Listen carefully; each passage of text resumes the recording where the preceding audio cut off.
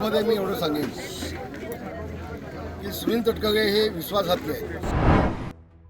ज्यांनी ज्यांनी त्याला मोठं केलं त्यांना संपवण्याचं काम हे तटकरे करत असतात.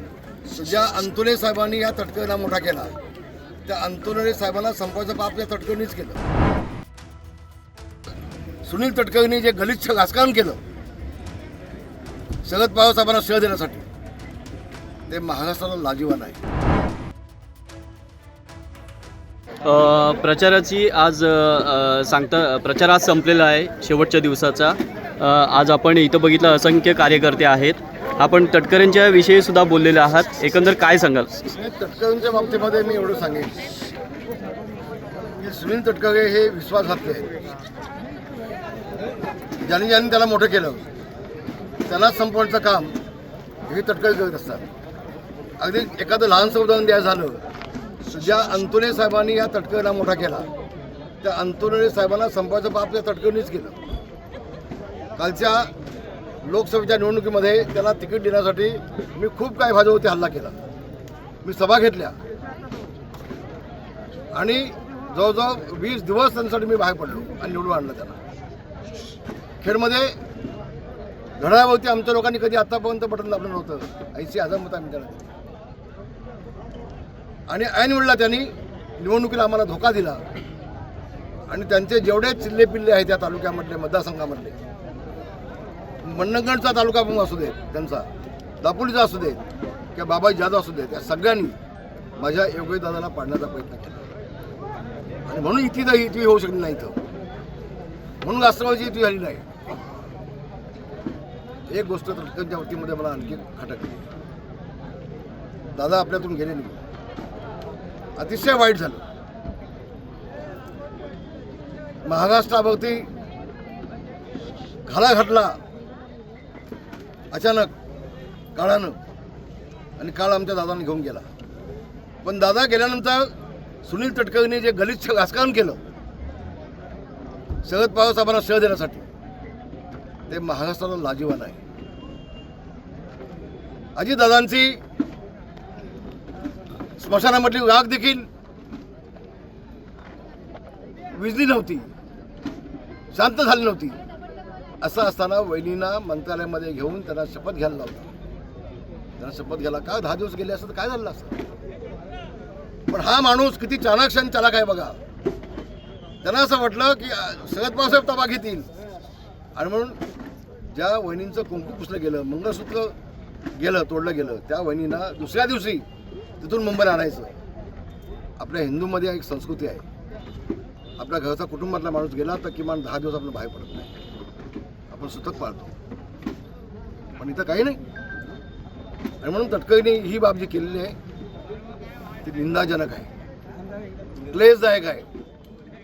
महाराष्ट्राची संस्कृती नाही आहे आणि सुनील तटकरेला बाब महाराष्ट्र कदापि करणार नाही, कदापि करणार नाही. विरोधक आरोप करतायत तटकरेंवरती की अजितदादांना तटकरेंनी संपवलं म्हणून.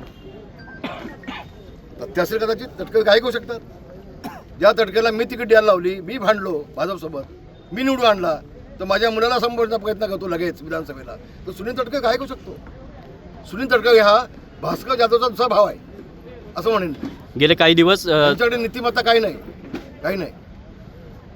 गेले काही दिवस आपण बघतोय दैनिकांमध्ये दापोली मतदारसंघ प्रामुख्याने सोशल मीडियावरती चर्चेचा बनलेला आहे.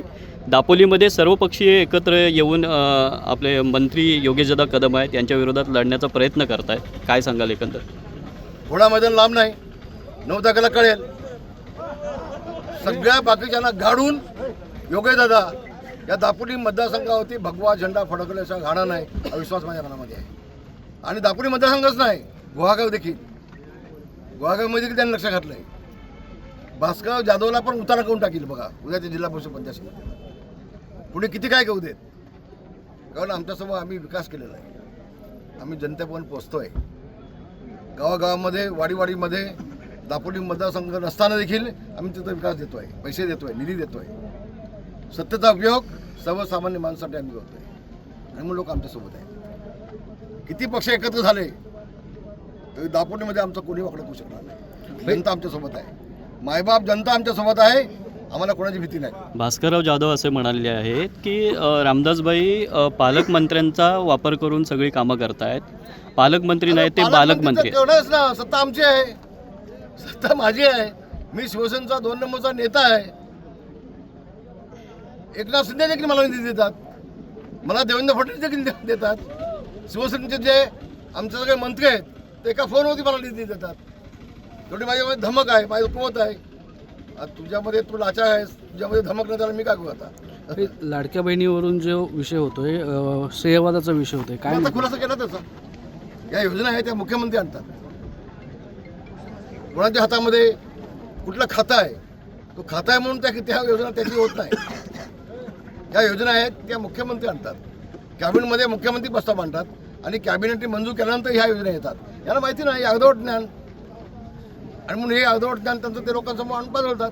भाई, वारंवार कोकणातल्या आपल्या खेड मतदारसंघामध्ये आगोरी विद्येचा वारंवार प्रयोग होतोय भाषेचा.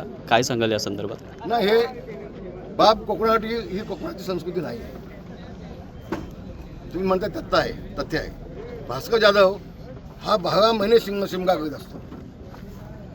तो सगळ्यांच्या नकला करीत असतो. तो काही उपमुख्यमंत्र्यांचे बाप देखील काढतो. त्याला संस्कृती काही नाही. ह्याचा जन्माला आला तर ह्याच्या बापाने काय केलं मला माहीत नाही, पण हा सगळ्यांचे बाप काढतो. हा नागरिकांचा बाप काढतो, रामदास कदमचा काढतो, तटकरीचा काढतो, एकनाथ शिंदेचा काढतो, मुख्यमंत्रीचा काढतो, पंतप्रधानांची मिमिक्री करतो. हा बेफाम सुटलेला आहे. याला बघायचा काही नाही आहे. आमच्याकडे म्हणतात ना, ज्याला माज आलाय माज, तसा भास्करला माज आलाय. पण आता ही जनता माज उतवता तो वाचला आता. पण तो जिल्हा परिषद पंचायतीमध्ये कोकणातली जनता, गुहागर मतदारसंघातली जनता भास्करचा माज उतरवेल, कोणाबद्दल लांब नाही. धन्यवाद. जय महाराष्ट्र. थँक्यू भाई. सॉरी. मध्ये मी एवढं सांगेन की सुनील तटकरे हे विश्वासघातले आहेत. ज्यांनी त्याला मोठं केलं त्यांनाच संपवण्याचं काम हे तटकरे करत असतात. अगदी एखादं लहानसं उदाहरण द्यायचं झालं तर ज्या अंतुले साहेबांनी या तटकरेला मोठा केला, त्या अंतुले साहेबांना संपवायचं पाप या तटकरेनेच केलं. कालच्या लोकसभेच्या निवडणुकीमध्ये त्यांना तिकीट देण्यासाठी मी खूप काही भाजपवरती हल्ला केला. मी सभा घेतल्या आणि जवळजवळ 20 दिवस त्यांच्यासाठी मी बाहेर पडलो आणि निवडून आणलं त्यांना. खेडमध्ये घड्याळावरती आमच्या लोकांनी कधी आतापर्यंत बटन दाबलं नव्हतं. 80,000 मतं आम्ही त्यांना दिली. आणि ऐन वेळेला त्यांनी निवडणुकीला आम्हाला धोका दिला. आणि त्यांचे जेवढे चिल्ले पिल्ले आहेत त्या तालुक्यामधले, मतदारसंघामधले, मंडणगडचा तालुका असू देत, त्यांचा दापोलीचा असू देत किंवा बाबाजी जाधव असू देत, या सगळ्यांनी माझ्या योगेश दादाला पाडण्याचा प्रयत्न केला. आणि म्हणून इथे होऊ शकली नाही. इथं म्हणून राष्ट्रवादीची इथे झाली नाही. एक गोष्ट तटकरच्या वतीमध्ये मला आणखी खटकली. दादा आपल्यातून गेले नाही, अतिशय वाईट झालं. महाराष्ट्रावरती घाला घातला अचानक काळानं, आणि काळ आमच्या दादाने घेऊन गेला. पण दादा गेल्यानंतर सुनील तटकरेंनी जे गलिच्छ राजकारण केलं शरद पवार साहेबांना श्रेय देण्यासाठी, ते महाराष्ट्राला लाजिवान आहे. अजितदादांची स्मशानामधली राग देखील विजली नव्हती, शांत झाली नव्हती. असं असताना वहिनींना मंत्रालयामध्ये घेऊन त्यांना शपथ घ्यायला लावलं. त्यांना शपथ घ्यायला का 10 दिवस गेले असतं तर काय झालं असतं. पण हा माणूस किती चाणाक्ष आणि चालाक आहे बघा. त्यांना असं वाटलं की शरद पवारसाहेब ताबा घेतील, आणि म्हणून ज्या वहिनींचं कुंकू पुसलं गेलं, मंगळसूत्र गेलं, तोडलं गेलं, त्या वहिनींना दुसऱ्या दिवशी तिथून मुंबईला आणायचं. आपल्या हिंदूमध्ये एक संस्कृती आहे, आपल्या घरचा कुटुंबातला माणूस गेला तर किमान 10 दिवस आपल्याला बाहेर पडत नाही, आपण सुतक पाळतो. पण इथं काही नाही. आणि म्हणून तटकरेंनी ही बाब जी केलेली आहे ती निंदाजनक आहे, क्लेशदायक आहे. महाराष्ट्राची संस्कृती नाही आहे. आणि सुनील तटकरेला बाब महाराष्ट्र कदापि करणार नाही, कदापि करणार नाही. विरोधक आरोप करतात